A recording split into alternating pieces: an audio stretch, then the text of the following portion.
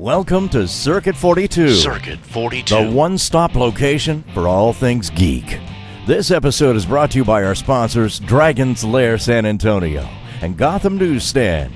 Sit back, relax, and most importantly, enjoy another episode of Circuit 42. Circuit 42. Hello everyone, welcome to the newest episode of Super Circuit World. I am here with voice actor Nicki Rapp, professional badass and semi-professional superhero. Hi, Ian McIntosh. How you doing? Now, volunteer from the audience. You and I have never met.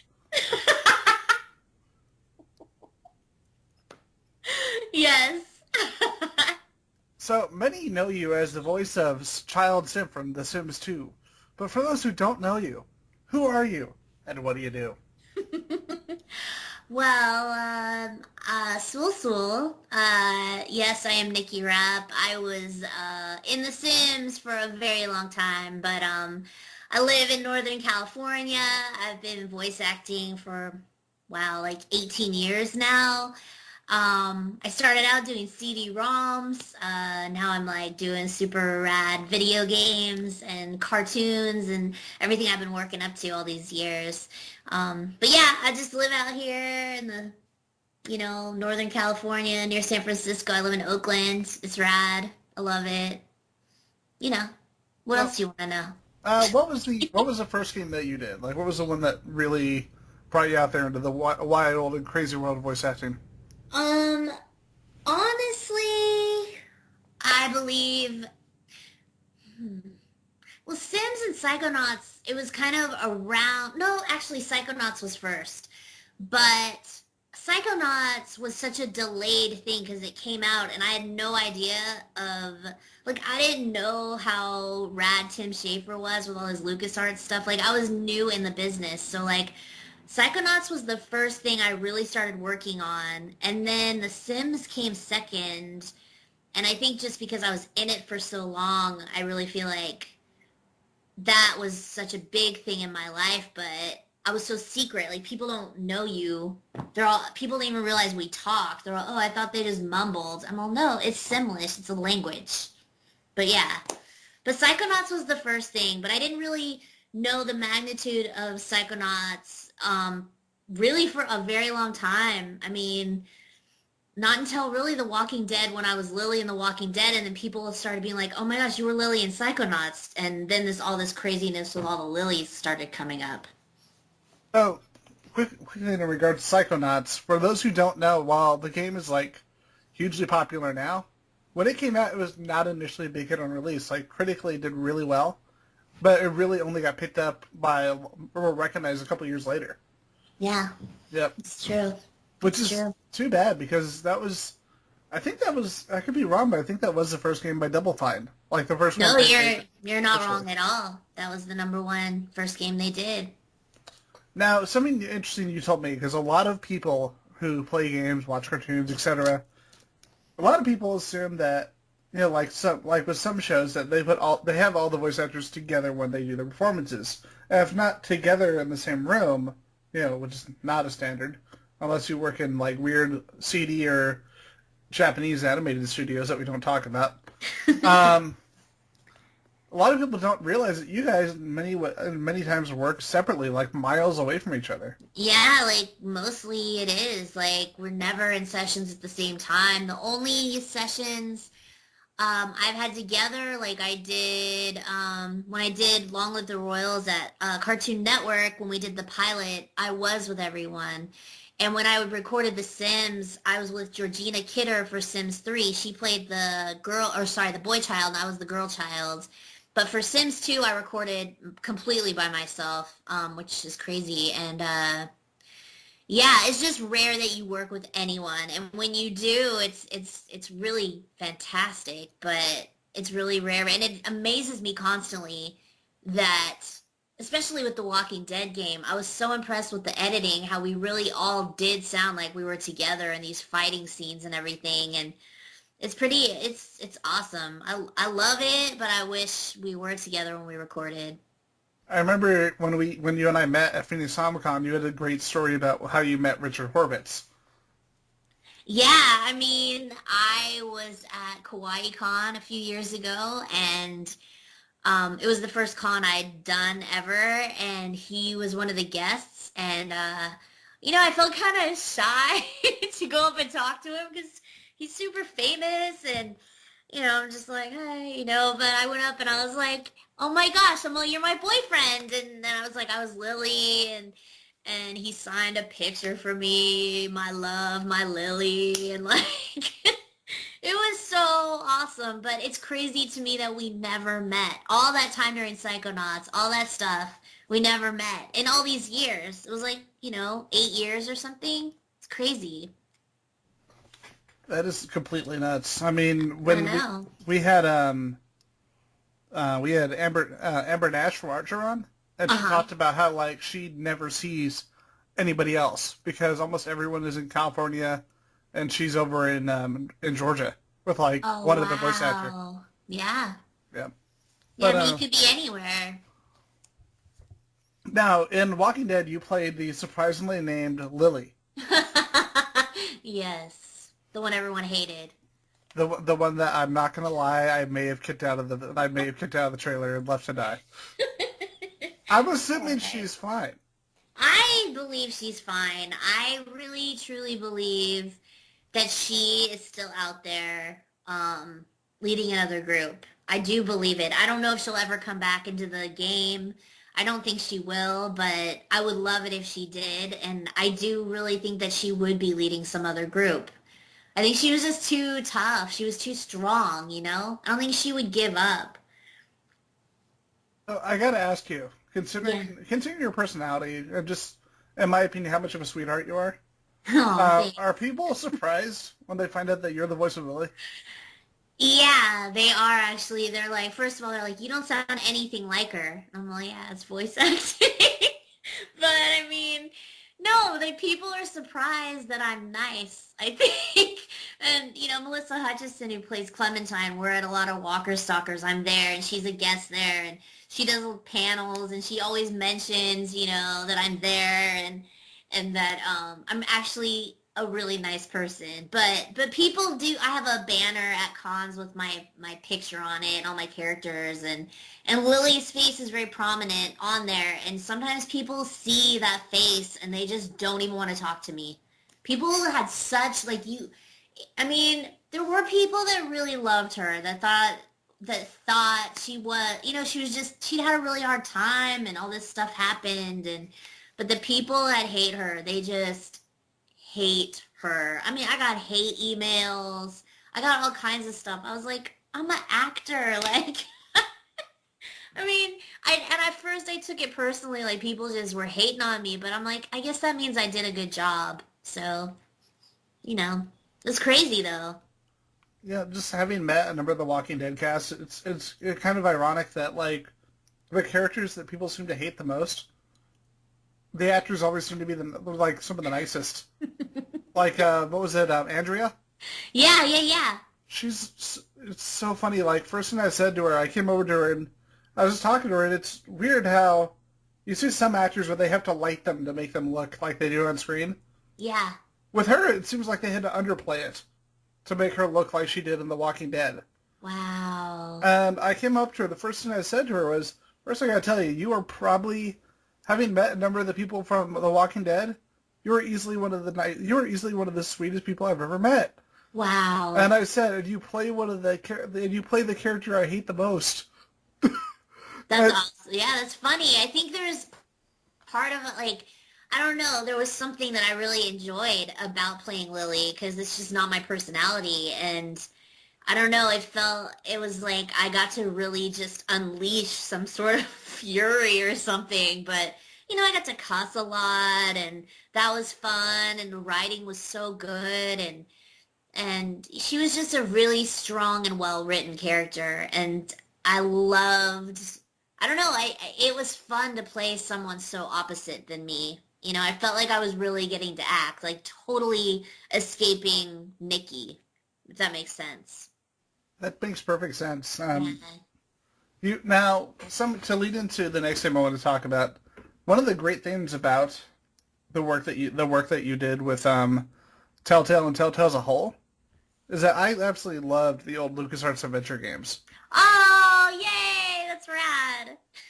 I grew up playing Monkey Island. I grew up playing what was the Indiana Jones and the something machine? No, the Indiana Jones and the Fate of Atlantis, and like all the old Sierra games like King's Quest. Oh yeah, Where that's it's rad. like you died because you walked into the corner. Fuck you, Roberta Williams. Ha ha ha. King Graham's a bitch. Hey! Yeah, it's funny stuff.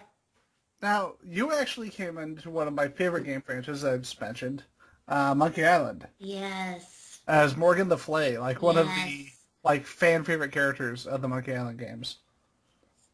Thank you. I loved her. I absolutely love Morgan, and it was really cool because when I got that audition, first of all, I didn't even know what she looked like till the game came out, which is crazy. But I got my script, and they said that they wanted a cross between Cameron Diaz and Rosario Dawson, and I didn't really understand what that meant in terms of voice acting.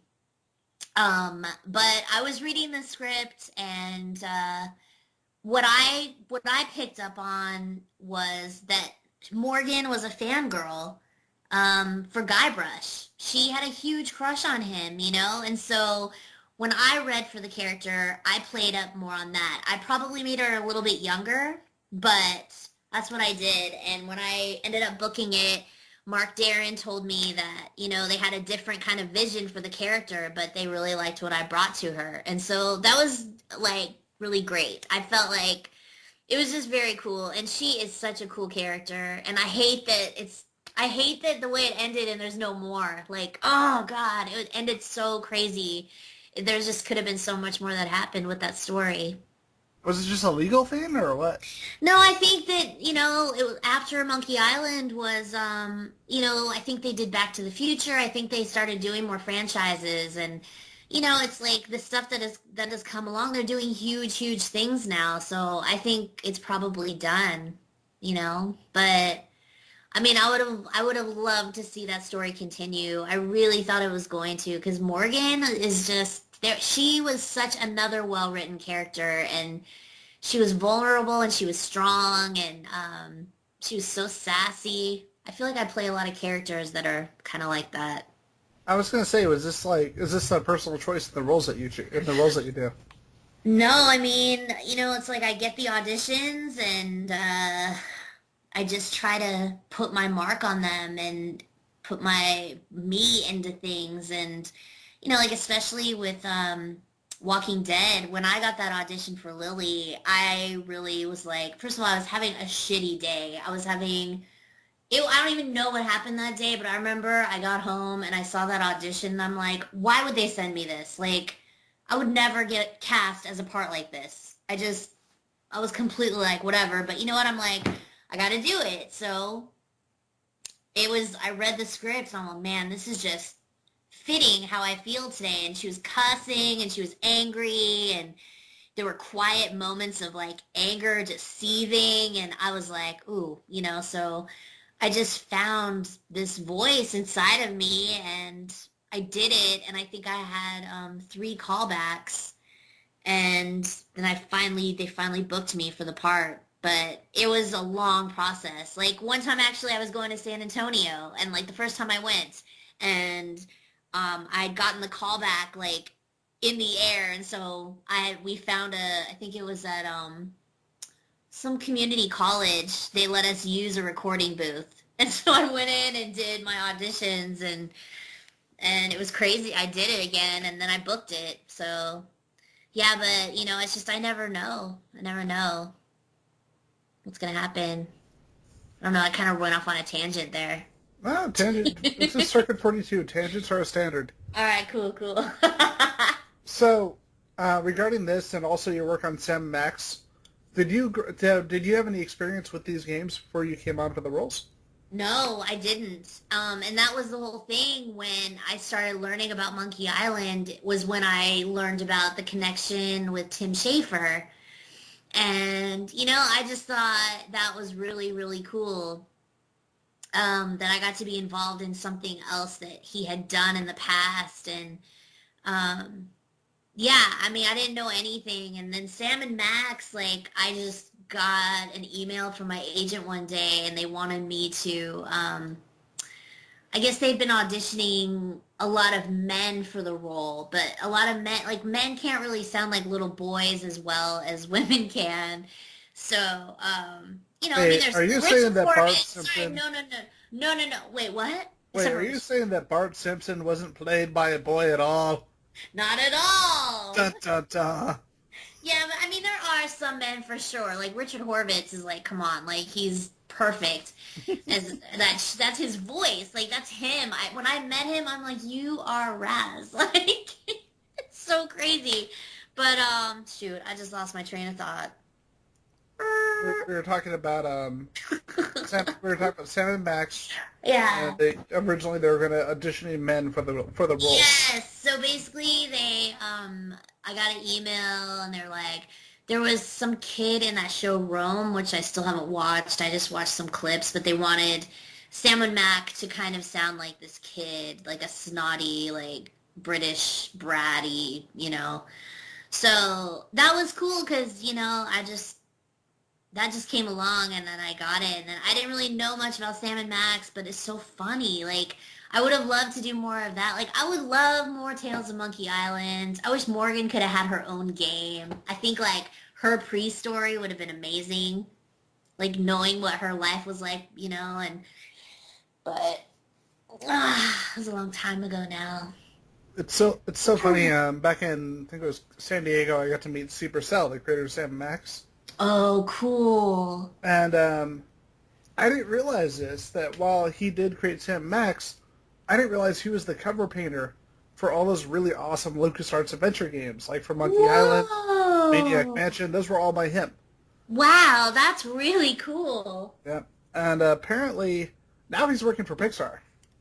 Oh my gosh. Like, that's he made Brave. He did the Toy Story that Time Forgot. He got the Toy Story that Time Forgot. Oh my gosh, that is cool. Oh, I live so close to Pixar. It drives me crazy. Just go over there and like throw stuff out the window and be like, audition me. Yeah, I know, like people like always are like, why don't you just go to Pixar and get a job? I'm like, it's not that easy.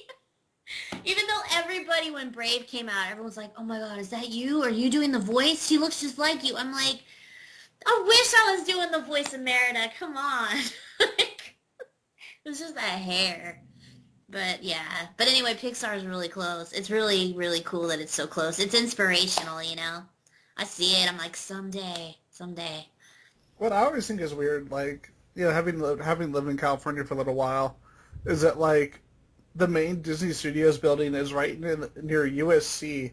And it's such an odd thing, because I hate to say the area has gone downhill, but it's so weird seeing like Disney and USC and then like the surrounding area. It's like, I'm just going to stay over near Disney and USC and not go anywhere else. Yeah, it's not the greatest area over there. That's for sure. Although whenever I'm down in California, I'm near that area, I always think of the movie Prince of Darkness.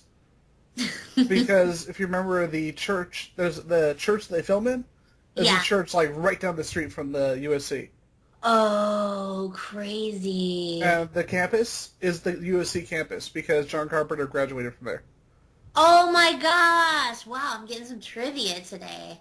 Well, you're at like the nerdiest page in nerddom. We can't help it.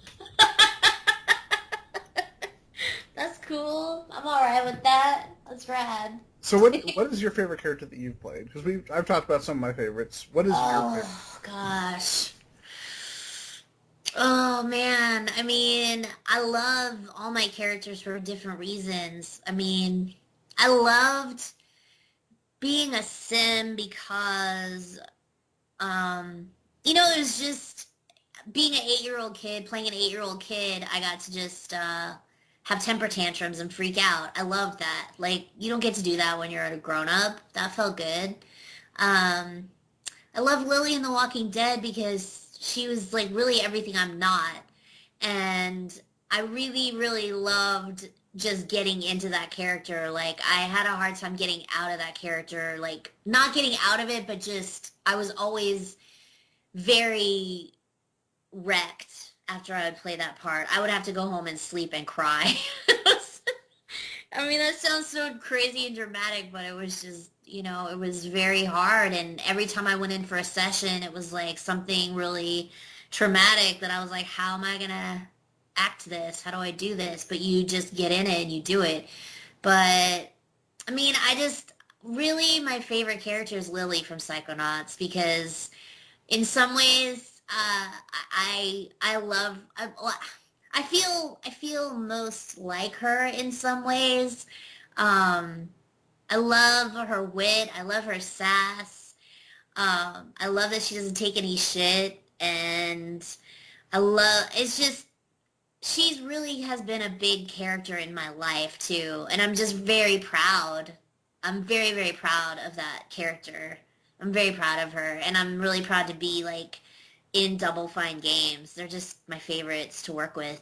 So that was a long answer, but I had to get there some way.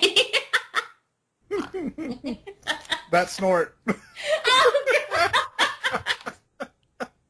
Yeah, it happens sometimes. It happens. But yeah, I mean, I just, Morgan, and then there's Morgan, who I really feel like there were so many layers to who she was, too. I've just really gotten to play. It's really Sean Vanneman and Jake Rodkin, who they wrote Lily's character in The Walking Dead. They wrote Morgan. Like, and Firewatch. I was in Firewatch, and I played Lily in that, too. But, they are such good writers, and they really create a whole story for a character that, like, I thought Lily in The Walking Dead was going to be around a lot longer than she was, and it just made me so sad when I went in for episode 3, and they're like, this is it, But man, she had such a great character. She was so great, and the thing is, like, she was in 3 episodes, but she made such a mark on people, and I don't know. It's such good writing that really propels things for me too. I've been really fortunate with the people like Tim Schafer and everybody. Like, it's just, yeah. It's hard to say it was my favorite because I really love all my ladies. And I got some boys too that I played that I really enjoyed too. So that sounded bad, but, characters I voiced. Yes, we'll assume that through editing. Yes. It's like, I've got a lot of players I played. That sounded bad. Good Yeah. on. Next question. It's like, what was it? The Simpsons where he's on the hard copy? Yeah. But it's with the gummy bear. I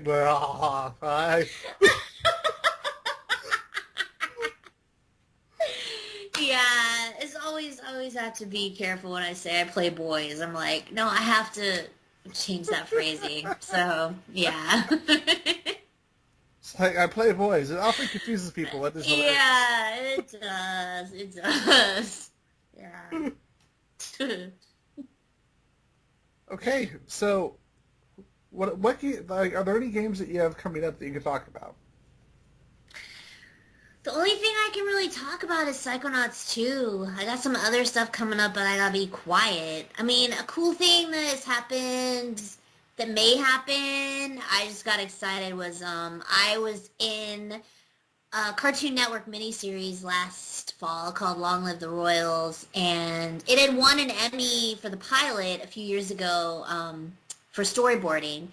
But now I'm hoping it's getting there. It's like all for up your consideration for your consideration to be an Emmy nominee, and it would be really cool if it were even nominated for an Emmy. But I did that last year, and I just really would love to play that part again too. I was hoping there was going to be more going on with that, but alas, it was just a mini series. But I don't know, like, Psychonauts 2 is the thing I can talk about. I mean, I'm doing stuff at Leapfrog. I play Tad right now at Leapfrog, if anyone has any Leapfrog toys. I do a lot with them, and I don't know. I can't really say much. I'm just auditioning for a lot of stuff lately and just crossing my fingers that I clicked with something cool. You know, especially I've been getting some good stuff from Cartoon Network, and I want to work with them again so much. It was like my dream that finally happened, and now I want more. I'm not trying to be greedy, but you know. It's like, but I am. But I am. I got a taste of it, and I just want to keep progressing, you know, and I just want to, I want to work at Pixar. You know, I live not even 15 minutes away. And it's just like, you know. So that's a goal I have, and so I'm working towards it, for sure. When I was prepping for the interview a couple days ago, I was on IMDb, and I was looking up some of the shows you did, and I looked up Long Live the Royals, and I've decided that John Daly has the greatest IMDb picture of all time. He's so funny. I gotta get a picture on IMDb. I gotta do that. Because you've seen John's picture, right? Yes, I have. With him awkwardly standing next to J.K. Simmons in this kind of weird bathrobe thing. And J.K.'s just looking like J.K., you know? It's really funny. He's really funny. Like, when I did that, when we recorded that pilot, like, some of the actors weren't there, but he was there, and he's just really, really freaking funny. Like, I just felt honored to be, like, around these comedians, you know? Like, it was really cool. He is a funny guy, for sure. I gotta say, if we're talking about goals, I have a very random one. I want to get Oliver Platt on this podcast eventually. I hope you do. Oliver Platt is kind of legendary. He's a goddamn superhero. He's like a big cartoon. Yeah, he is, but he like has really been in like a ton of movies. And you're like watching a movie, you're like, oh my gosh, it's Oliver Platt. Like, I'm always happy when I'm happy when I see Oliver Platt in anything. I'm like, oh, there's Oliver Platt. The one I loved with him in it that no one else seems to know about, The Ice Harvest. I don't know about that one. Dark-ass comedy directed by Harold Ramis. Oh. Made in like 2005. Oh, wow. Set around Christmas. And there's like strippers and murder and gangsters and Wichita Falls. And it's got John Cusack and Billy Bob Thornton and Oliver Platt. Wait, what? Really? Yeah. And it's one of those where it's like, why did this movie get bad reviews? I don't understand. It came out right around the same time as Kiss Kiss Bang Bang. It has that same kind of like dark what the fuck tone. Yeah. And, Ooh, I'll have to look for that. Yeah, Ice Harvest is just amazing. And the outtake with Billy Bob Thornton and John Cusack, where Billy Bob has literally gone back to Carl. And he's trying to make John Cusack laugh. Like, Cusack just walks in for the scene, and he starts going, yeah, she's a big fat girl. Mm-hmm. And it's like, it was so strange seeing the Billy Bob, who's usually, I hate to see this about him, because he's an awesome actor, but how I would describe his style, trashy suave. Yeah. It's so funny seeing him go from that back to Carl. It's like, how the fuck did you wizard? Oh my god. I'll have to check that out, though. I like all those actors. It's pretty fun, really twisted. Like, kind of that uncomfortable kind of twisted where, like, yeah. and me are like, this is awesome! And people like our friends, and people like Steve are like, the fuck did I just see? Merry Christmas, I guess. Uh-huh. And then we laughed at Steve. All right, the Ice Harvest. I wrote it down. Neat. Sweet. All right, so as we come to the end of our show, yes. wonderful, wonderful people on the internet, as they're searching and looking for weird videos of cats on YouTube and various porns, where can they find you, Nicki Rapp? Well, they can find me, Nicki Rapp. Let's see. Well, I'm on Twitter at It's a Rap, ITSUHRAPP. I have a Facebook page, Nicki Rapp voiceover artist. What else do I have? I got a Tumblr. It's like Spicy Ginger or something, but I'm so bad. Do you do Tumblr? I am not a Tumblr person. I tried, and then I very much saw what I call the Tumblrverse, and I decided to step away. Yeah, I mean, I was trying for a while, but it's just not my scene, I don't think. Oh, I'm on Instagram, which is probably my favorite because I love taking photos. At Nicki Rapp, it's just NICKIRAPP, one word. And NickiRappVO.com is my website, and that is where I'm really trying to be better at updating what conventions I'm going to be appearing at, and hanging out and hoping to meet everybody. Yep. Yeah. So, see her at all the conventions, be Yeah. like, wait, you're not the Lauren. This is crazy. And the... God, I think our brains have fallen out, like, Yeah, it's at possible. the same time. It's possible. It's pretty great. So, with that, we bring to the close the newest episode of Super Circuit World. I am your host, Ian McIntosh. This is our special guest. Nicki Rapp! Woo! Woo! And with that, we bring the newest episode to a close. So remember, Yeah. keep playing games, or else Nicki Rapp's just going to come over and get grumpy. I will. I'll get really on your ass. That is scary.